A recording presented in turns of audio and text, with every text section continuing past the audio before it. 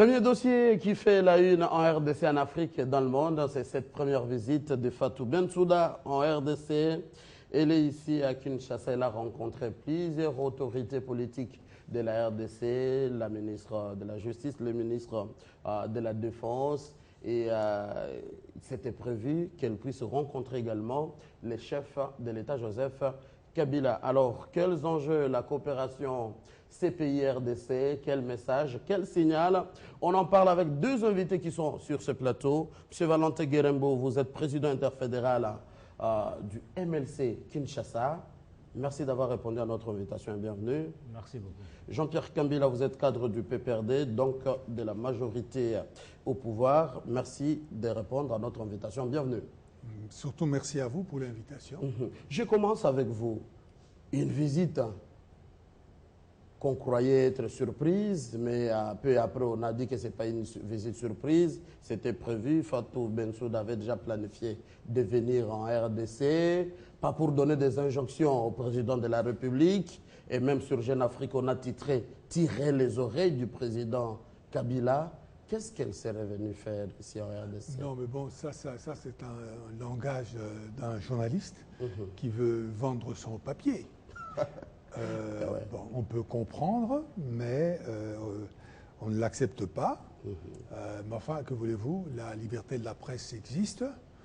On tolère. Il faut tolérer. Il faut laisser les gens utiliser les expressions qu'ils aiment bien utiliser, mais on ne va pas rentrer dans ce débat-là.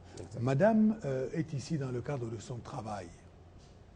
Et son travail, c'est d'aller dans tous les pays, d'aller dans tous les endroits où il pense qu'il pourrait y avoir des personnes susceptibles d'avoir des relations avec la CPI.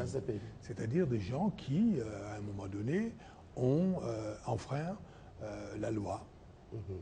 Donc c'est que ça n'a rien à voir avec une quelconque correction. Ou une pression. Mais pression, pourquoi?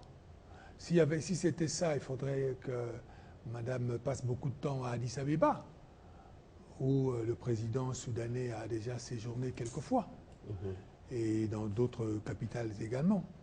Donc ça n'a rien à voir. Ça n'a rien à voir. Alors, autre lecture, M. Valentin Guerembo, vous êtes président interfédéral du MLC, visite de la procureure générale de la CPI dans notre pays. Quelle lecture vous faites? Bon, vous savez, quelqu'un de son rang, généralement, on ne dit pas réellement c'est pourquoi elle est venue faire. Les informations sont de suspicion, c'est qu'on raconte, on écrit dans les journaux, mais le vrai motif de sa venue, on ne peut pas le dire en public, je crois. Mais il faut lire l'article 86 des Statuts de Rome pour vous dire que dans le cadre de renforcement de la coopération entre la CPI et les États partis, c'est à ce titre qu'elle est venue. Mais aussi profitant du prétexte du président soudanais qui n'a pas été arrêté selon le message que la CPI a envoyé à la RDC et voir dans quelle mesure prochainement on peut arranger ou aplanir ce genre de questions. Donc, voilà. Alors je reviens à vous, M. Jean-Pierre Kambila. Le président El Béchir qui séjourne plusieurs fois à Addis Abeba, encore en RDC, est-ce un signal adressé à la CPI que les autorités africaines ne respectent plus cette institution ou toutes veulent se désolidariser de la CPI? Non, je crois qu'il ne faut pas aller si loin.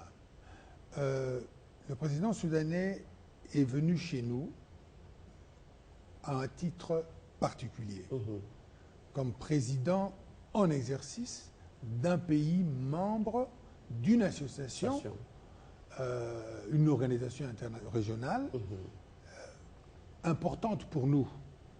Donc il est exclu de nous empêcher de recevoir un président de la République en fonction et qui fait partie d'une organisation à laquelle nous sommes partis. Mais vous avez des engagements que vous deviez respecter. Non, c'est un président en exercice.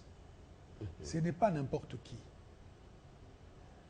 Vous savez que monsieur l'ancien Premier ministre israélien, sous lequel courait un risque important pour Sabra et Shatila, il allait à Paris, à Bruxelles et partout, personne ne l'a jamais inquiété.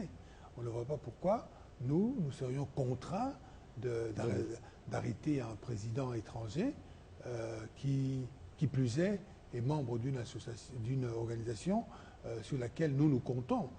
La COMESA, c'est quelque chose d'important pour nous. C'est une organisation importante. Cette question, avant de la poser au monsieur du MLC, j'aimerais vous la poser. Êtes-vous satisfait par le travail de la CPI en RDC? Toutes ces arrestations, Jean-Pierre Bemba, un de ses députés nationaux, quelques chefs rebelles des groupes armés dans la partie Est. Pour vous, les gens de la majorité, êtes-vous satisfait ou vous vous dites que la CPI doit aller très loin? Ce n'est pas une question de majorité ou d'opposition. Notre pays s'est engagé avec cette organisation. Nous sommes signataires de cet accord de Rome. Cet accord de Rome vise à ce qu'il n'y ait plus de crimes contre l'humanité, crimes, etc., etc.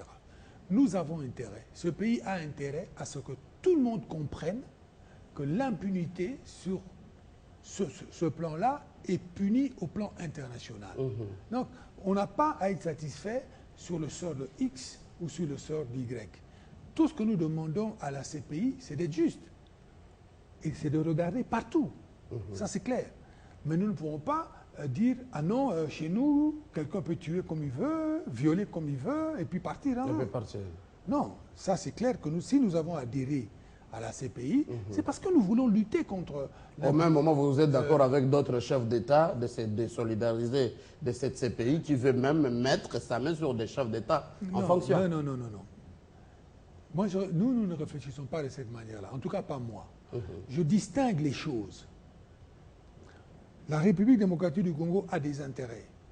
Et parmi ces intérêts, il y a la nécessité de figurer dans les organisations, d'être dans des organisations.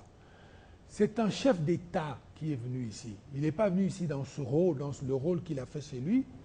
Ça, c'est une affaire qui regarde la CPI et ce qu'il a fait chez lui. Nous, ici, nous avons reçu le Soudan, pays membre de la COMESA. Nous avons discuté avec ce pays-là. Ça aurait pu être ce président-là ou un autre. Donc, ça, c'est un aspect. Maintenant, l'aspect de la protection, des efforts qu'il faut faire pour lutter contre l'impunité, c'est un autre chapitre. Et sous ce chapitre-là, nous n'avons rien à reprocher à la CPI, sauf que nous voulons que la CPI s'intéresse à ce qui se passe dans le monde entier.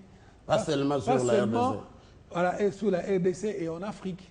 Parce que si nous voulons vraiment sortir de cette facilité qu'ont certaines personnes à tuer, à violer, à tout, il faut que cette justice soit la même partout. Équitable partout sur toute la planète. Alors, je reviens du côté de l'opposition. Satisfait par le travail de la Cour au pénal international, où vous vous dites c'est le MLC qui est victimisé. Non, nous ne sommes pas satisfaits parce qu'il y a des arrestations sélectives, c'est ce que nous ne voulons pas. Autant nous avons dit que Béchir ne pouvait pas être arrêté ici, autant nous reconnaissons que Babala ne devait pas être arrêté. Il ne devait pas être arrêté. Parce qu'il faut faire une lecture couplée de l'article 58, 59 et 98 des statuts de Rome pour vous rendre compte qu'on ne pouvait pas arrêter Béchir. Pourquoi? Parce que Béchir, c'est un chef d'État, il a l'immunité, nous sommes un État parti, le Soudan était un État tiers. Donc, avant d'arrêter Béchir, il faut que le Soudan lève l'immunité de Béchir pour que nous puissions l'arrêter. Donc, de la même manière, selon l'article 59 des statuts de Rome, on ne devait pas arrêter Babala parce qu'il avait l'immunité parlementaire et l'article 70 du règlement des procédures de preuve de la CPI dit que les pays dont le sujet fait l'objet d'une poursuite peut regarder dans ses arsenals juridiques si ces pays peuvent juger ou ne pas juger les concernés. Donc, quand vous regardez dans la loi congolaise, la subordination des témoins, la RDC est capable de juger Babala. Donc, nous disons, autant on ne peut pas arrêter Béchir en se référant à l'article 98, autant on ne pouvait pas arrêter Babala en se référant à l'article 59. Quant à étendre le champ d'action de la CPI, un point de vue par rapport à ce que M.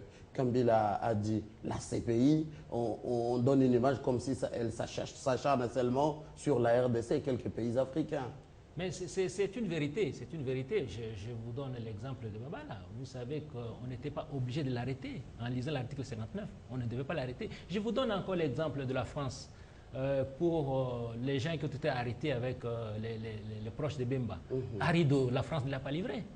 La France dit la subordination des témoins, je peux le juger. La France ne l'a pas livré. De la même manière, l'État congolais devait juger Baba, ne devait pas le livrer. Donc nous disons que la manière de faire n'est pas bonne et la manière de coopérer n'est pas correcte.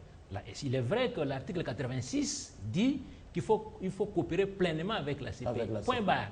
Mais la manière de coopérer, il faut lire l'article 98. On doit nuancer. Vous lisez l'article 98, vous lisez l'article 59. Ça d'accord, voilà. Ça d'accord. Je reviens à vous, M. Jean-Pierre Kambila, vous êtes du PPRD. Avoir l'agenda de Fatou Bensouda, la procureure de la CPI, rencontre avec la ministre de la Justice, le ministre de la Défense, on peut s'imaginer des choses.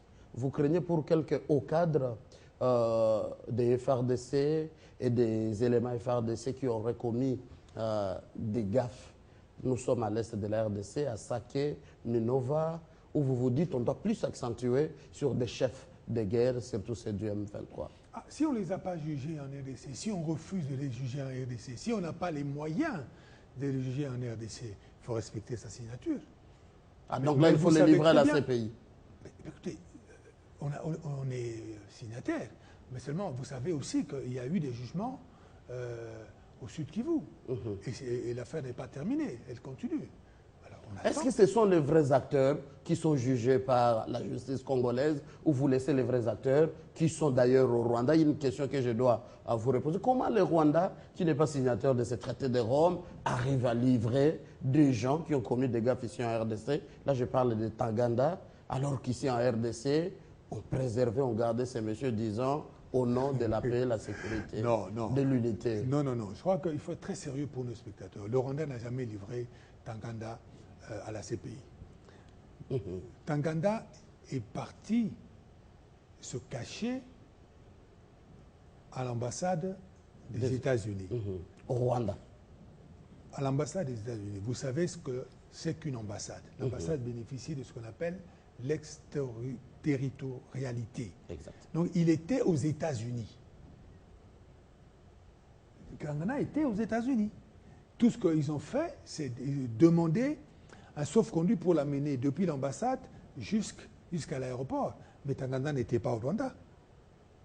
Du point de vue juridique, bien évidemment. Ça, d'accord. Voilà. Géographiquement, bon, il était certainement au Rwanda parce que l'ambassade est au Rwanda. Mais du point de vue juridique, il n'était pas au Rwanda. Il était aux États-Unis parce qu'il était à l'ambassade américaine. Pourquoi était-il à l'ambassade américaine? Mais parce qu'il craignait plus le Rwanda que la CPI. Que la CPI. Parce que vous et moi, tout le monde connaît la mentalité du gouvernement rwandais à l'heure actuelle. S'il était là-bas, c'est sûr qu'il serait mort parce que c'est un témoin gênant. Il a tué nos compatriotes ici pour le compte du Rwanda, il a fait beaucoup de choses, beaucoup de mal ici pour le compte du Rwanda, voilà tout. Et ça c'est un. Deuxièmement, il faut que les Congolais sortent de cette croyance selon laquelle nous aurions protégé Bosco Tanganda ici. Ce n'est pas vrai. Pour faire quelque chose, il faut choisir le moment.